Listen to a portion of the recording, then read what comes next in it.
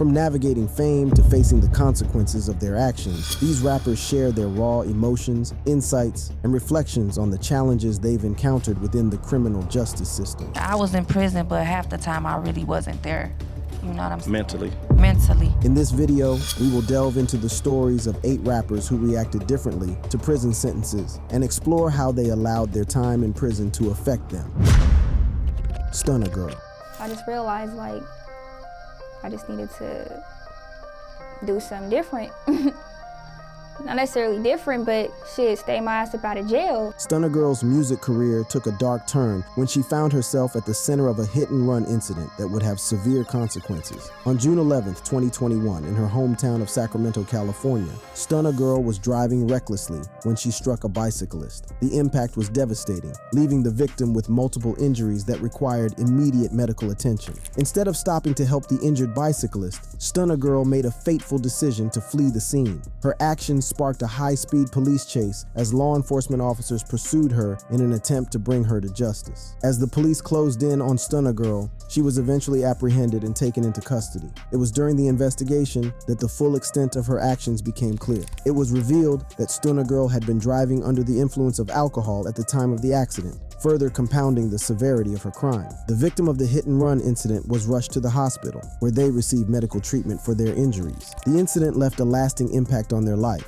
both physically and emotionally. The hit-and-run incident not only put Stunna Girl's music career in jeopardy, but also exposed her to the full force of the law. Many had believed in her talent and potential, but her actions shattered the image she had carefully crafted. The incident also raised questions about the responsibilities that come with fame and the need for individuals to be held accountable for their actions, regardless of their status. In addition to her involvement in the hit-and-run incident, Stunna Girl's criminal activities extended far beyond reckless driving. It was revealed that she had been running a sophisticated fraud scheme that targeted unsuspecting victims both online and offline. The extent of her involvement in this criminal enterprise shocked many and further tarnished her reputation. Stunna Girl's fraud scheme was meticulously planned and executed over a period of several months. She used various tactics to deceive her victims, including creating fake identities and forging documents. It was a gun charge, a robbery charge, I had fake IDs, plus an assault. They brought up an old-ass assault case and just try to do me. Through these fraudulent means, she was able to steal substantial amounts of money from individuals who had placed their trust in her. One of the key elements of Stunna Girl's fraud scheme was her ability to operate both online and offline. She would target individuals through social media platforms, enticing them with promises of lucrative business opportunities or financial assistance. Once she gained their trust, she would manipulate them into providing personal information or making financial transactions. Stunna Girl's ability to create convincing fake identities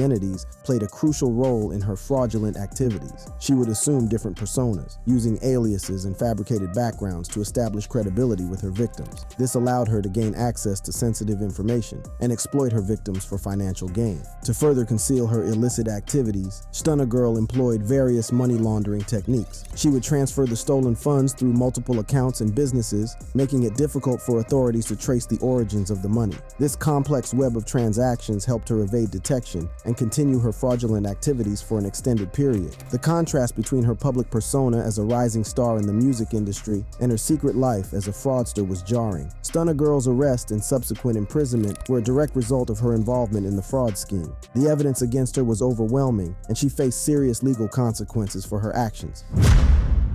Lil' Kim.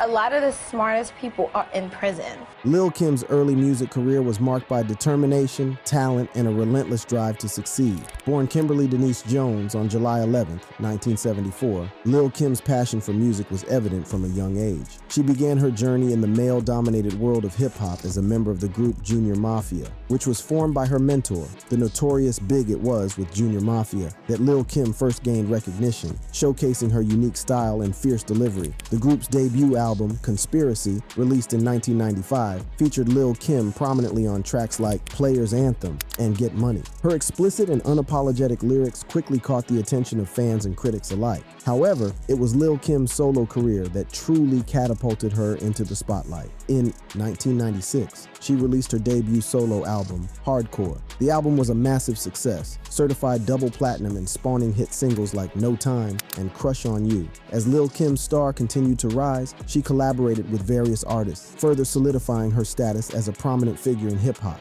Her collaborations with artists like Puff Daddy, Missy Elliott, and Christina Aguilera showcased her versatility and ability to cross genres.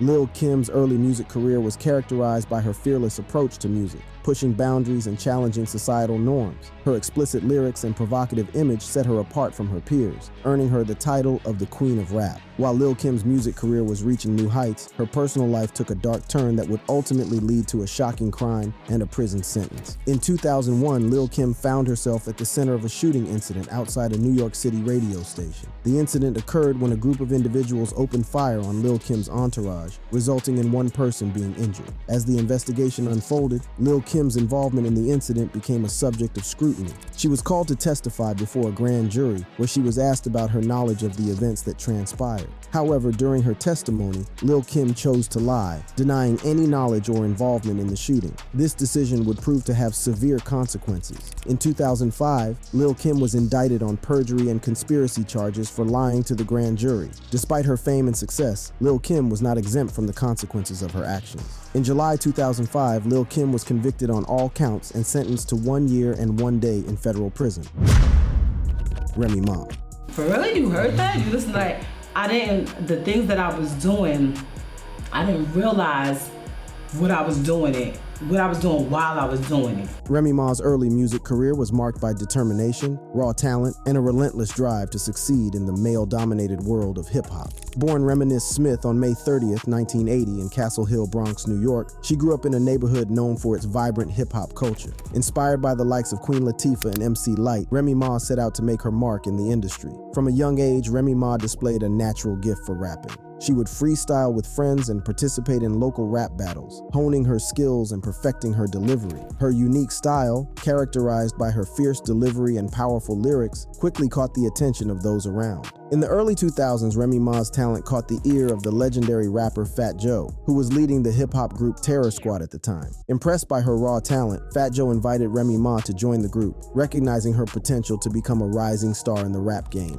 Remy Ma's inclusion in Terror Squad proved to be a turning point in her career. She quickly became a standout member of the group, captivating audiences with her commanding presence and undeniable skill. Her verses were filled with raw emotion, reflecting her experiences growing up in the Bronx and the challenges she faced as a woman in the music industry. In 2004, Remy Ma released her debut solo single, Conceited, which showcased her lyrical prowess and solidified her status as a rising star. The song resonated with listeners, who were drawn to her confident delivery and unapologetic attitude. Conceited became an anthem for self-assurance and empowerment, propelling Remy Ma further into the spotlight. With the success of her debut single, Remy Ma's career continued to soar, further establishing her presence in the industry. The pinnacle of Remy Ma's music career was abruptly interrupted by a shocking incident that would forever alter her life. The incident involved Makeda Barnes-Joseph, a woman who was reported to be Remy Ma's friend at the time. Reports claimed that Remy Ma shot Barnes-Joseph after discovering that she was missing $3,000. The details surrounding the altercation were murky, with conflicting accounts from both parties involved. According to Barnes-Joseph, Remy Ma intentionally shot her, leaving her injured and traumatized. However, Remy Ma vehemently denied these allegations, maintaining her innocence throughout the trial. She claimed that the gun accidentally went off during a struggle over her purse, and she never intended to harm anyone. Remy Ma's legal team fought to prove her innocence, presenting evidence and witnesses to support her version of events. However, the prosecution painted a different picture, arguing that Remy Ma had intentionally assaulted Barnes-Joseph. Despite her claims of innocence, Remy Ma was ultimately convicted on charges of intentional assault, weapons possession, and attempted coercion. The court sentenced her to 8 years in prison, a devastating blow to her music career and personal life. Foxy Brown.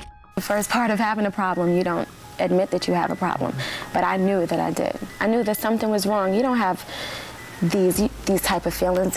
I'm 23, I was 20, 21. That should have been the most enjoyable time of my life. Foxy Brown's early success in the music industry was nothing short of extraordinary. Born as Inga DiCarlo Fung Marchand on September 6, 1978, she burst onto the scene with her debut studio album, Il Nana, released in 1996. The album quickly gained critical acclaim and commercial success, peaking at number 7 on the Billboard 200. One of the standout tracks from Il Nana was the hit single I'll Be, featuring the legendary Jay-Z. The collaboration propelled Foxy Brown into the spotlight, showcasing her undeniable talent and setting the stage for her meteoric rise. In 1997, Foxy Brown joined the hip-hop supergroup The Firm, which also included Nas, Arizona, and Nature. The group released their self-titled album, which debuted at #1 on the Billboard 200. Foxy Brown's star was on the rise, and she solidified her position as one of the industry's most promising talents. Her second album, China Doll, released in 1999, continued her streak of success. It debuted at #1 on the Billboard 200 and achieved gold and platinum certifications. Foxy Brown's unique blend of fierce lyricism and captivating delivery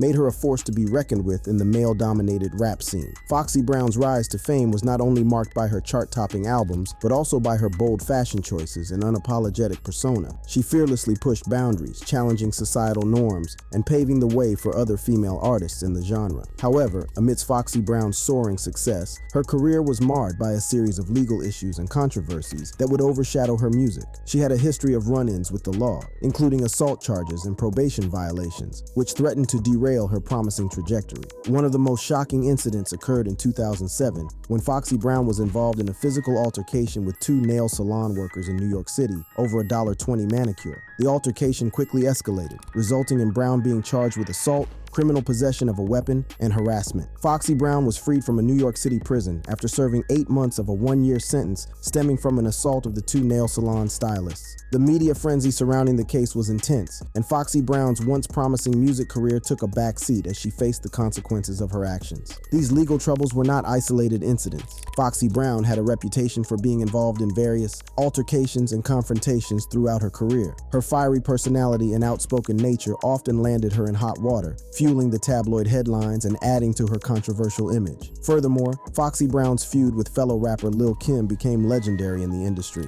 The two artists engaged in a long-standing rivalry, exchanging diss tracks and public insults. Their feud captivated the media and divided fans, further fueling the controversy surrounding Foxy Brown. Despite the setbacks and legal battles, Foxy Brown attempted comebacks and released new music. However, her legal troubles continued to overshadow her music career.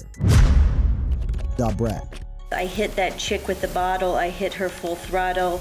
Didn't think I could do it because I look like a model. Shantae Harris, better known by her stage name Da Brat, burst onto the scene with her undeniable talent and infectious energy. Da Brat's journey to stardom began when she won the grand prize in a local rap contest sponsored by Yo MTV Raps in 1992. Her victory in the rap contest caught the attention of the young rap duo Kris Kross, who introduced her to their producer Jermaine Dupri. Recognizing her raw talent and potential, Dupri wasted no time in signing Da Brat to his So So Def Recordings label.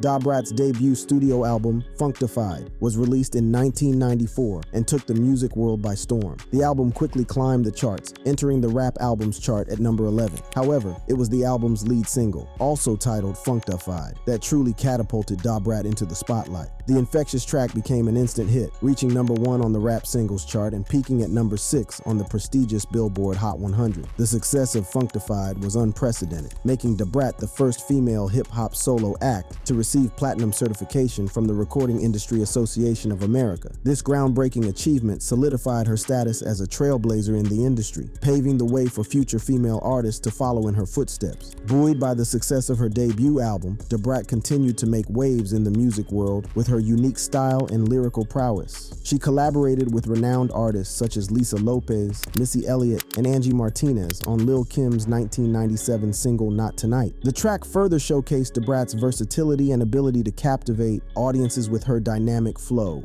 Da Brat's second album, Anutha Tantrum, was released in 1996 and further solidified her position as a force to be reckoned with in the industry. The album featured the hit single Ghetto Love, which showcased Da Brat's ability to seamlessly blend her rap skills with soulful vocals. As her career continued to soar, Da Brat's impact extended beyond her solo work. She collaborated with Kris Kross on their album Da Bomb, contributing her unique style to the title track. She also made her feature film debut in 1996, starring alongside Shaquille O'Neal in the movie Kazam. As the night unfolded at Jermaine Dupri's Studio 72 nightclub in Atlanta, tensions were brewing beneath the surface. It was Halloween, a night that should have been filled with laughter and celebration, but instead, it turned into a horrifying ordeal. Da Brat found herself in a heated confrontation with one of the club's waitresses, and what followed was an act of violence that would leave a lasting impact. Reports indicate that Da Brat, fueled by anger and frustration, reached for a bottle of rum and struck the woman directly in the face. The force of the blow caused numerous cuts, leaving the victim's face permanently scarred. The severity of the attack was evident as the waitress was rushed to the hospital for immediate medical attention. In the year 2000, she faced charges stemming from a violent incident at a nightclub in Buckhead, Georgia. It was a dispute over VIP seating that escalated into a shocking display of aggression. Da Brat was accused of beating a woman with a gun, causing a head wound that required 6 stitches. However, this particular case never made it to trial. Instead, in 2001, Da Brat made a plea deal. She agreed to perform 80 hours of community service, serve a year's probation, and pay a $1,000 fine after pleading guilty to misdemeanor reckless conduct. Lauryn Hill. Lauryn Hill, alongside Wyclef Jean and Pras, formed the hip-hop trio known as the Fugees. Their unique blend of rap, reggae, and soul captivated listeners and set them apart from their contemporaries. The Fugees quickly gained commercial success with their album, The Score, released in 1996. It featured iconic tracks such as Killing Me Softly and Ready or Not, which showcased Hill's powerful and emotive vocals. As the frontwoman of the group, Lauryn Hill's talent and stage presence became undeniable. Her ability to seamlessly transition between rapping and singing, combined with her thought-provoking lyrics, set her apart from other artists of the time. Hill's melodic rap style and soulful delivery broke barriers for female rappers, paving the way for future generations of women in the industry. Following the success of the Fugees, Lauryn Hill embarked on a solo career that would further solidify her status as a musical powerhouse. In 1998, she released her debut solo album, The Miseducation of Lauryn Hill. The album was a critical and commercial success, debuting at #1 on the Billboard 200 chart and earning Hill numerous accolades, including 5 Grammy Awards. The Miseducation of Lauryn Hill showcased Hill's versatility as an artist, blending elements of R&B, soul, and hip-hop. The album's introspective lyrics explored themes of love, relationships, and personal growth, resonating with listeners on a profound level. Tracks such as Doo Wop, That Thing, and X Factor became instant classics, solidifying Hill's place in music history. While Lauryn Hill's music career reached incredible heights, her personal life was marred by legal troubles that would ultimately overshadow her accomplishments. One of the most significant challenges she faced was the accusation of tax fraud, which led to a shocking prison sentence. In 2012, it was revealed that Hill had failed to pay taxes on about $1 million in earnings. The charges were serious and carried severe consequences. Hill's failure to fulfill her financial obligations to the government would have far-reaching implications for her career and personal life. In 2013, a federal judge sentenced Lauryn Hill to 3 months in prison and an additional 3 months in home confinement for her failure to pay taxes. During her sentencing, Hill made a forceful statement to the judge, explaining that she had always intended to pay the taxes, but was unable to do so during a period when she dropped out of the music business. She claimed that she needed to be able to earn money to pay her taxes without compromising the health and welfare of her children. However, she did not provide a clear explanation for what triggered her actions. Before her sentencing, Hill's attorney stated that she had already paid more than $970,000 to satisfy her tax liabilities. Despite this, the judge decided to impose a prison sentence, citing the seriousness of the offense. Samira Cream.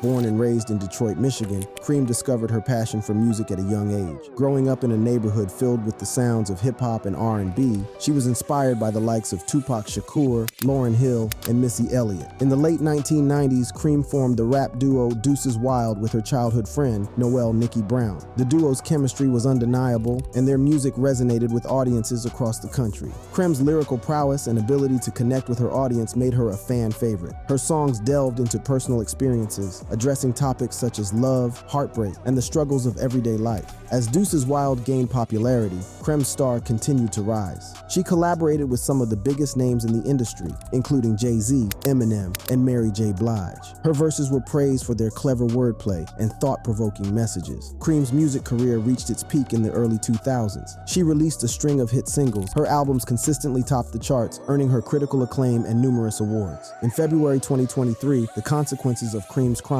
caught up with her. U.S. District Judge Linda Parker sentenced her to 4.5 years behind bars and an additional 3 years on supervised release. It all began innocently enough. Cream, along with her Deuces Wild groupmate Noel Nikki Brown, devised a plan to file false claims for income tax refunds. Between 2014 and 2022, they submitted a staggering 122 fraudulent claims with the IRS and various state treasuries, seeking a total of approximately $28 million.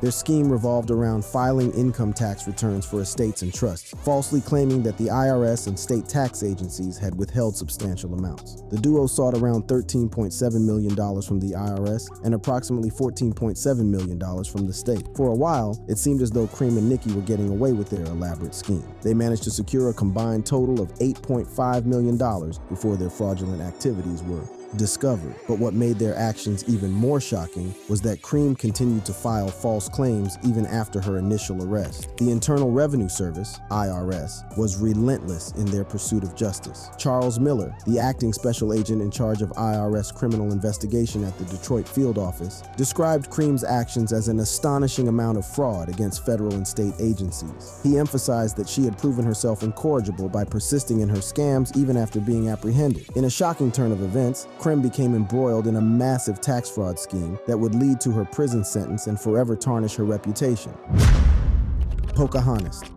Whereas like, man, this right here seems like it's never ending. Or, you get frustrated and you get wore out. Pocahontas' transformation during her time in prison was nothing short of remarkable. Locked away for 9 long years, she emerged as a completely different person, with a newfound mindset and a fresh perspective on life. In the confines of prison, Pocahontas had no choice but to confront her past actions and reflect on the path that led her there. She realized that her reckless and wild behavior had only brought her pain and suffering. Determined to change, she made a conscious decision to embrace the opportunities for growth and self-improvement that prison presented. One of the most significant changes in Pocahontas was her mindset. She developed a new way of thinking, one that was more mature, responsible, and focused. She learned to approach situations with a level head, considering the consequences of her actions before making any decisions. Pocahontas also gained a deeper understanding of herself and the world around her. She became more self-aware, recognizing her strengths and weaknesses and learning how to leverage them to her advantage.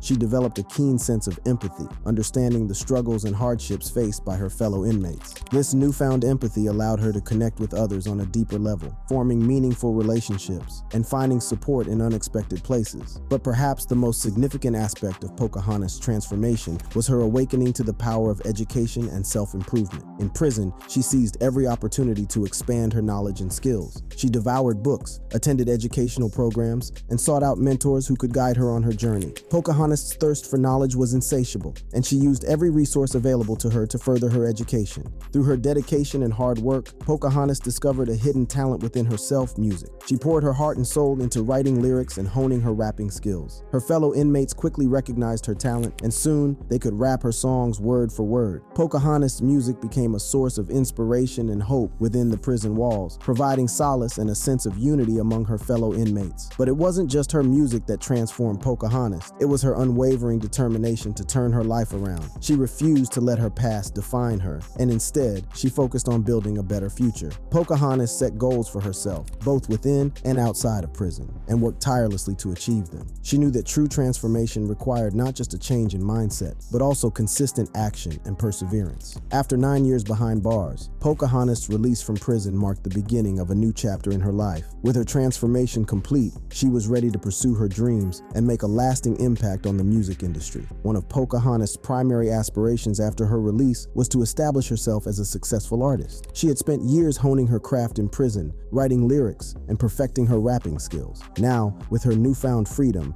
she was determined to share her music with the world. Pocahontas had a clear vision of the artist she wanted to become, and she was ready to put in the hard work and dedication required to achieve her goals. This is all we have for you in this video. If you enjoyed watching it and would love to keep exploring, then go ahead and click on any of the cards on your screen.